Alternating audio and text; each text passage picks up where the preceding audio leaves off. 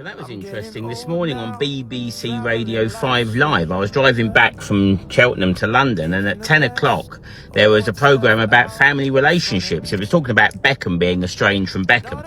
Anyway, I thought, what a great time to raise awareness. So the programme runs from 10 a.m. to 11 a.m. So I immediately rung the programme, and they took all my details, saw my TikTok channel, got my name, and they said, no problem.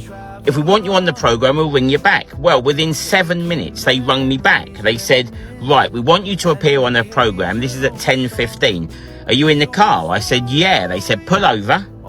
And so I pulled over, and they said, right, turn all the radio off and listen. We've got about 3 callers ahead of you, and then you'll be on. So I'm sitting on the side of the motorway, listening to it in my ear. I had one of the other dads ready to record, because obviously I would have shown you if you'd missed the programme. And it got to 2 minutes to 11, and they said, unfortunately, the other callers have gone on for so long with their stories, we're not going to be able to fit you in.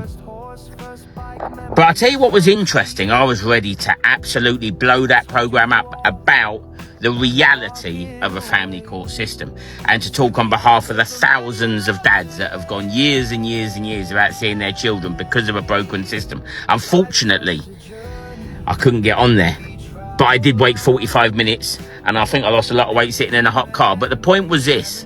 What I found really interesting was, and it almost shows the hidden abuse that family court systems have, the hidden system.